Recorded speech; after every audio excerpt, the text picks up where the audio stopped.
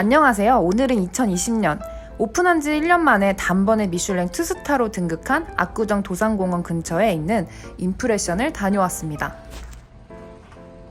임프레션은 한국 음식의 특징인 숙성과 발효에서 영감을 받아 프렌치에 접목시킨 컨템포러리 프렌치라고 합니다. 자리에 앉으니 웰컴 카드와 메뉴가 놓여 있었습니다. 웰컴 카드에서부터 느껴지는 친절한 디테일이 심상치 않았는데요. 저는 스파클링으로 주세요. 메뉴를 한번 살펴볼까요? 임프레션은 계절에 맞는 재료를 사용한 단일 코스 요리로만 진행되고 있다고 합니다. 딱 보기에도 메뉴가 엄청 많죠? 확실히 프렌치이다 보니 코스가 10가지나 됐습니다. 창가 자리 쪽을 앉으면 이렇게나 도산공원 뷰가 보이는데요. 6시에 예약하고 왔더니 어두워지기 전이라 공원을 한눈에 볼 수 있었습니다. 음식이 나오기 전에 웰컴 드링크가 나오는데요. 이건 외국인 소믈리에 분이 막걸리와 스파클링 와인을 섞어 만든 거라고 설명을 해주셨습니다. 첫 맛에 막걸리 맛이 나고 끝 맛에는 스파클링 맛이 났는데 특이하면서 맛있었습니다. 웰컴티를 마시고 나니 내부가 눈에 들어왔는데요. 인테리어가 참 근사하고 깔끔하죠? 오픈 키친이라는 점도 좋았습니다. 저는 오픈 키친 레스토랑이 왠지 모르게 신뢰가 가더라고요. 그래서 참 선호하는 편입니다. 유리잔에는 이렇게 일러스트가 새겨져 있었는데요. 알고 보니 레스토랑에 도움을 주신 분이나 의미 있는 그림들을 넣은 것이라고 합니다. 저는 이 아이디어가 너무 마음에 들었는데요. 마치 앨범의 땡스 투 부분을 보는 것 같은 기분이 들었습니다. 이런 섬세한 디테일 하나하나가 제가 한 끼를 참 잘 대접받는 기분이 들게 했습니다. 주류 메뉴판을 살짝 봤는데 600만 원이 넘는 것도 있더라고요. 600만 원 술을 마셔볼 일이 있을까요? 저희는 차를 가져와서 술을 하진 않았는데 임프레션의 와인 페어링도 유명하다고 합니다. 드디어 나온 첫 요리, 아뮤즈 부시입니다. 아뮤즈 부시는 불어로 입을 즐겁게 하는 음식이라는 뜻으로 한입거리의 입맛을 돋구는 에피타이저 같은 요리라고 합니다. 직원분이 음식을 나올 때마다 정말 자세하고 친절하게 설명을 해주시는데요. 간단히 정리해드리자면 이 4가지에는 세계의 3대 진미가 들어있다고 합니다. 가장 앞쪽에는 대파 퓨레와 메밀을 튀겨서 올린 계란찜입니다. 부드러운 계란찜에 아삭아삭 씹히는 메밀의 식감이 더해져서 일반 계란찜에서 한 단계 업그레이드된 맛있는 맛이었습니다. 두 번째 금색 디쉬에 있는 것은 돼지감자라고 하는데요. 돼지감자 안에는 트러플 퓨레와 돼지감자칩 그리고 트러플을 갈아서 올렸다고 합니다. 먹다 보면 여러 가지가 조화롭게 어우러져 겉은 바삭바삭하고 속은 부드러웠는데요. 끝맛에 은은한 트러플 향까지 더해져서 정말 취저였습니다. 세 번째는 지리산에서 나오는 안생 캐비어가 올려진 타르트인데요. 캐비어와 그 옆쪽의 하얀색 부분은 훈연한 철갑상어살과 컬리플라워 퓨레라고 합니다. 그리고 마지막은 된장 숙성한 푸아그라라고 하는데요. 위에 빨간 거는 익힌 비트라고 합니다. 드시는 순서는 계란찜부터 시계 방향으로 트러플, 캐비어, 푸아그라 순으로 먹는 게 좋다고 추천받았습니다. 두 번째로 나온 디쉬는 겨울 제철회였는데 가장 위쪽부터 아래 순으로 피클링한 순무가 올려진 제철에 방어 등살, 감 무를 얹은 찐 아기간, 레몬 드레싱에 마리네이드한 단새우, 그리고 마지막으로는 백다시마가 올라간 청어회가 나왔습니다. 가다랑어 젤리와 함께 나왔는데 얘를 곁들여서 먹으면 맛있다고 추천받았습니다. 가다랑어 젤리 신기했는데요. 먹어보니 젤리 맛은 익숙한 가츠오부시 맛이었습니다. 제철회라 그런지 방어도 엄청 부드럽고 맛있었습니다. 음식은 역시 제철. 다음은 아기간입니다. 저는 아기간을 안 좋아하는데 이렇게 같이 먹으니까 맛있더라고요. 가다랑어 젤리와 함께면 아기간은 이제부터 먹을 수 있을 것 같았습니다. 그리고 단새우. 저는 단새우를 정말 좋아하기 때문에 얘는 두말할 것 없이 패스. 이 디쉬에서는 제일 맛있었습니다. 그리고 마지막 청어회. 등푸른 생선을 안 좋아하는 편인데 얘는 등푸른 생선 특유의 비린맛이 강하지 않았고 다른 가니쉬들이 맛을 잡아줘서 정말 맛있었습니다. 다음으로 나온 코스는 간단히 말하자면 직접 만들어주시는 즉석 야채 호빵이었습니다. 이게 신기하게 먹는 스타일은 호빵과 전혀 달랐습니다. 호빵의 속을 버터 형식으로 만들어서 직접 발라먹는 식이었는데요. 이 호빵이 굉장히 스페셜한 이유는 계절마다 제철 식재료를 활용해 매번 다른 버터를 제공한다는 점과 빵이 막걸리를 만들고 남은 찌꺼기를 활용해서 만든 술빵이라는 점이었습니다.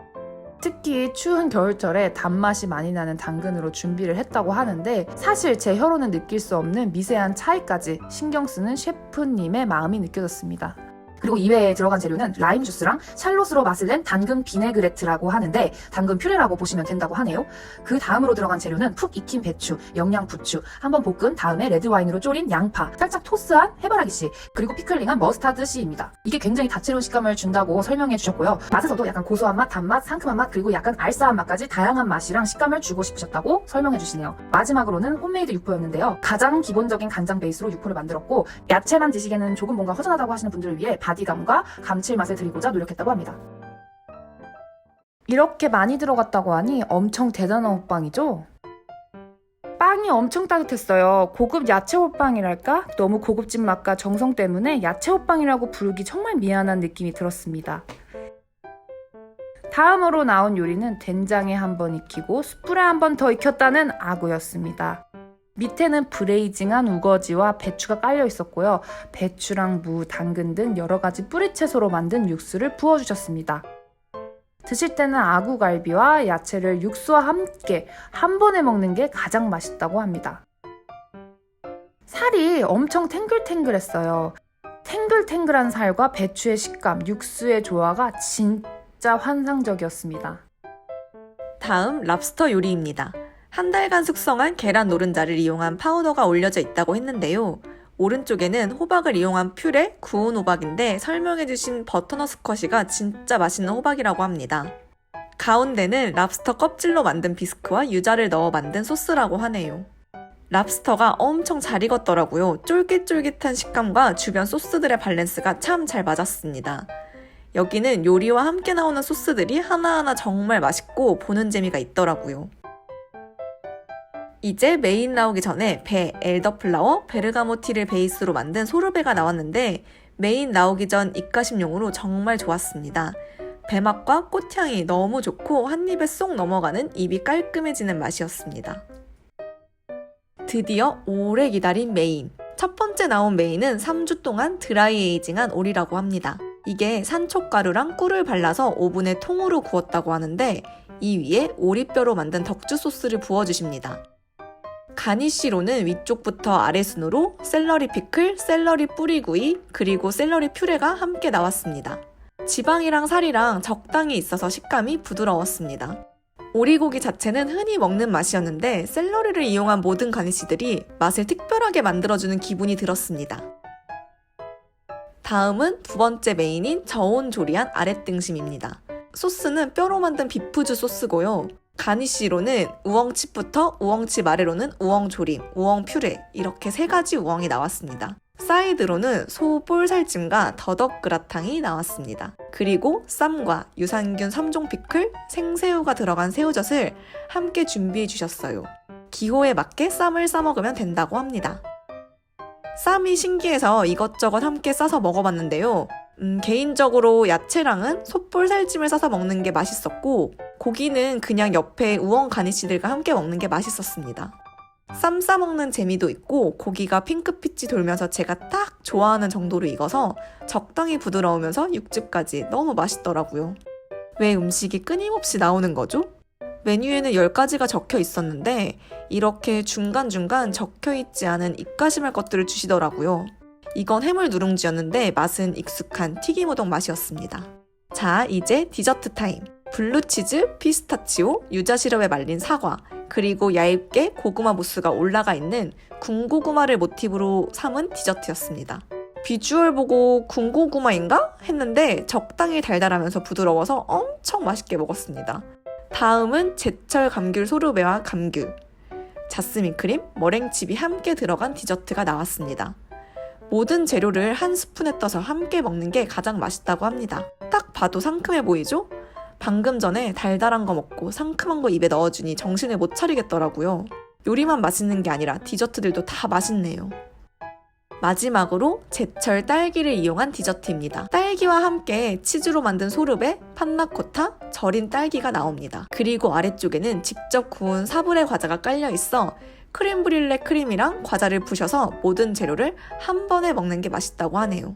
이제 배가 꽉 차서 그런지 앞에 두 디저트만큼의 감동은 없지만 맛있는 디저트였습니다. 하나하나의 양은 많지 않지만 끊임없이 코스가 나와서 마지막 메뉴가 나오는 데까지 무려 2시간 30분이나 걸렸습니다. 진짜 마지막으로 다과와 커피가 나왔는데요. 다과는 레몬 커스터드 크림 마카롱과 호지티 캐러멜이 들어간 초콜릿입니다. 마지막에 너무 배불러서 커피랑 다과 한 입씩만 먹을 수 있었습니다. 다 먹고 나오는데 밖에 추울까봐 따뜻한 핫팩과 집 가서 챙겨 먹으라고 선식을 챙겨주셨어요. 이런 사소한 디테일과 서비스에 정말 감동받았습니다. 사실 저는 빨리빨리 많이 먹는 걸 좋아해서 평소에 프렌치를 즐겨 먹지는 않는데요. 정말 간만에 음식, 분위기, 서비스 어느 하나도 놓치지 않은 정말 완벽한 식사였습니다. 안녕! 안녕!